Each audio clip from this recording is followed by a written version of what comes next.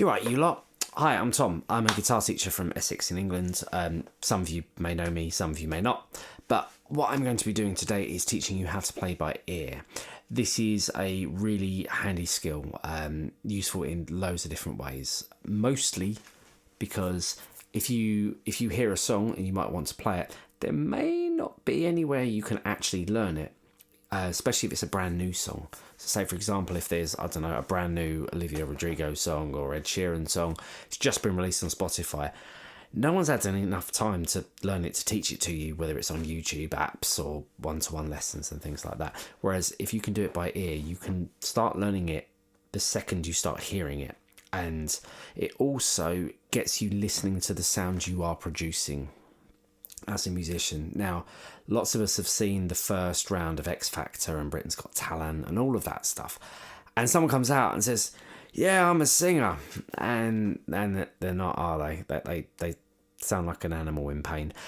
And the reason why they sound like an animal in pain isn't because they have no talent or anything like that. It's because they're just not listening to the sound they're producing.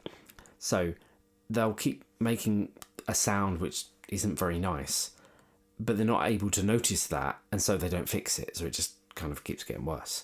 Whereas if you can listen to something and go, that doesn't sound right, then you can start making yourself better, and you will make enormous leaps by doing this. So what we're going to do is a simple melody. I've based this mostly on ukulele classes, so I'm going to be kind of bouncing backwards and forwards between note names and fret numbers. If fret numbers mean nothing to you, no worries, just smile and nod and just get to the notes. Anyway, now the instruments do not need to be in tune. I've actually designed this for classes where if I'm supposed to be teaching a class and something's happened, I can send out this video and then hopefully your class teacher can kind of run it and it'll all be good. So, for example, if I take this, which I have detuned beautifully, so if I play a chord, that sounds nice. What I'm going to do is I could then play a melody. I don't know. I can play a melody on it, and the string will be in tune with itself, which means that it will work fine. So you can do this on any string you like. Just keep all the notes on the same string. As long as you do that, this melody will make perfect sense. Now we're going to be doing the best known song in Western music. I wonder if you know which is the best known song in Western music. Teachers, if you want to, you could pause it here, and you can see if people can guess it. I'll leave that up to you. Anyway, the best known song in Western music starts off with a 0020 or GGAG. I bet you know what the next two notes are. Maybe not what they're called or where to find them, but you know what they should sound like. And what we need to do is work out where the missing ones are. And you have a choice of notes. Now I've narrowed this down to a scale just to give you a slightly better chance of working this out. The notes which they're going to be on any string on a guitar or a ukulele are going to be 0, 2, 4, 5, 7, 9, 10 and 12, or if you're playing another instrument like a glockenspiel, piano, recorder, whatever, that will be G, A, B, C, D, E, F and then a high G. And obviously, teachers, you can adapt this if you're using an instrument which has got a different tuning or whatever. So we have 0020, GGAG, and then we have another note. And all we've got to do is just guess one of those notes, whichever one you want, and then listen to it and see if it sounds right. And if it's not right, then you guess another one and see if that one sounds right. And if that doesn't work, you guess another one. But while this is happening, your chances improve. So you could have 5 guesses and get them all wrong and feel like you're not getting anywhere, but actually you keep narrowing down your options. It's a bit like Guess Who. You ever play Guess Who? You know, like, is she wearing glasses? No. Has he got a beard? No. And the faster we can narrow down our chances, the faster we're going to be able to actually work out what they are, because we need less guesses. So I'm going to assume, actually, before I do, yeah, teachers, if you want to pause it here and then you can get people to guess and then we can find out if they're right or not. But I'm going to assume that the note you've guessed is, I don't know, 9th fret or E. So I play.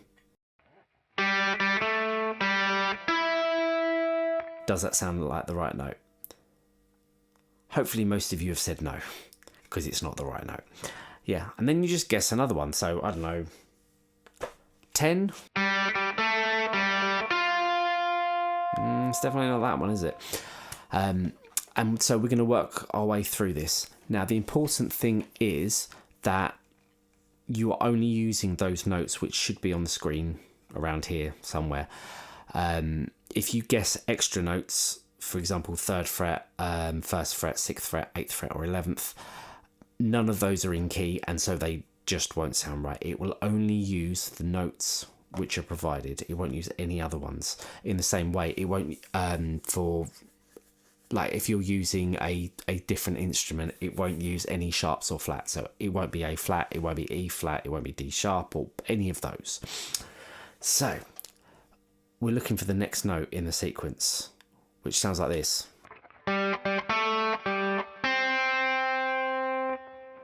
Eventually, you should be able to guess that is 5th fret. Now, once you've got that one, what you can then do is think about the melody. So if I just play it to you very quickly. 5 or C, then that note. Now, is that note higher than C or 5th fret? Is it lower than C or 5th fret? Or is it the same note?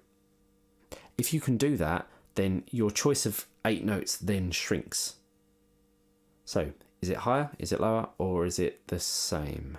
If you want to pause, you could pause now, see if you can do it. If you haven't, then that's all good. Now, I can tell you that the note is lower, which means that it can only be 4th fret, 2nd fret, or open, or B, A, or G.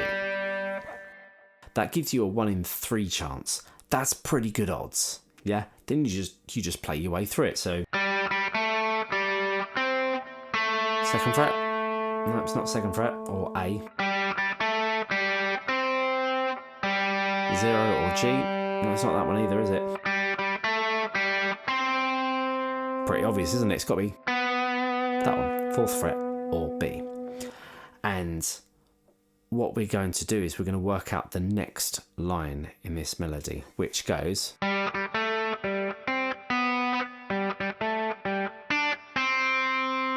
So that was 5, 4 or C, B. The next one. Are they the same notes or are they different notes? I'm not going to tell you that. Are they, if they are different, are they higher different or are they lower different? I'm not going to tell you that either. But if you can work that out, it gives you a much better chance of guessing what it is. Again, think Guess Who. Yeah, just narrow down your choices. Yeah, and again, just use a whiteboard or something. Just cross off every time you try one. Yeah, if you do that, then you'll find that you will get there eventually. It just depends on how much time you have to do it. Yeah, but I promise, it's not magic. You can do this.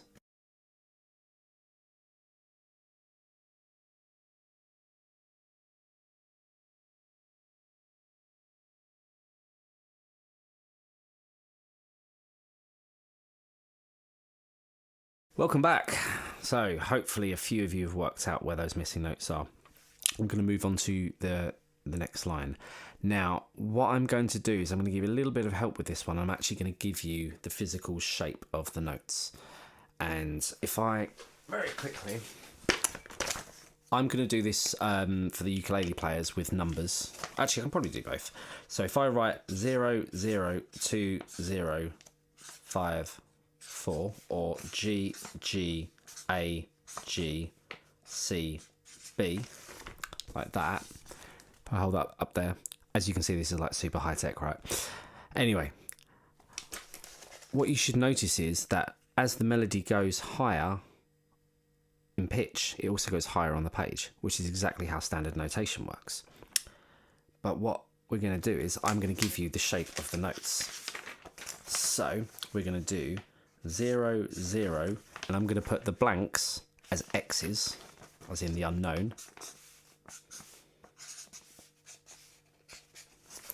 Right, you might have to adjust this if you're playing it on a different instrument, but we have 0, 0, it goes all the way up here, then down a bit, then goes to 5th fret, then goes down a bit, and then goes down a bit.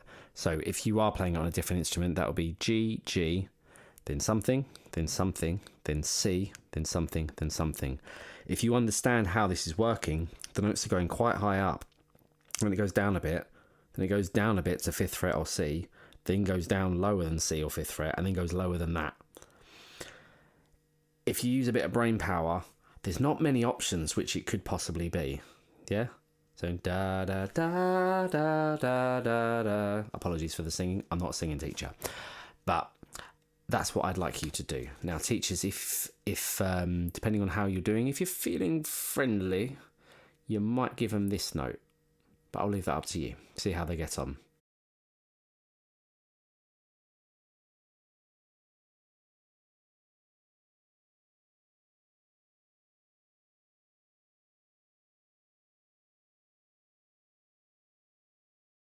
Welcome back.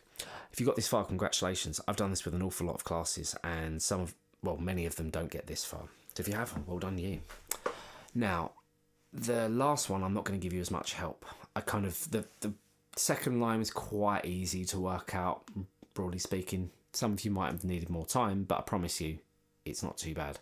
The second one, I gave you the shape, which helps. This one, I'm not going to help you at all. And I've actually not only am I not going to help you, I've actually set a deliberate trap, which many of you are going to fall into. This is based on the assumption that if you don't know something, you always assume that it must be something really complicated. And quite often it's not. And once you know what the answer is, you're like, oh yeah, that was actually kind of obvious. And you might feel a little bit silly, but don't worry, we've all been there. Yeah, I've lost count of how many times when I've listened to a song, I'm trying to work it out. I'm like, where on earth is that chord? And it'll be like, oh, it's C, or it'll be something really obvious. But my brain's automatically gone, I wonder if they're doing like this fancy thing here, and you overthink it.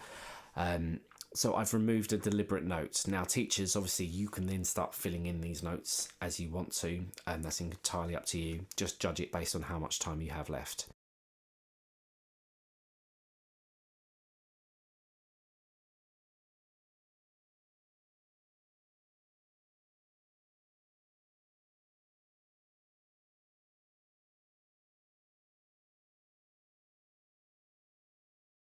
If you do have time at the end, then it'll be lovely. I'm sure this lot would love to play it to you as well. And just make sure that you're not just listening to people who can play the whole thing. Some of you might only be able to play a few notes of it, but you're still just as welcome to play, and we'd like to hear you just as much as some smarty pants who's worked out the whole thing and can play it behind their head with a blindfold on, hanging upside down or something. And if hopefully this has been fun, and what I'd really urge you to do is two things. Firstly, if you have an instrument at home, chuck on your favourite song. Doesn't matter what it is, right? Pick up your instrument, whatever.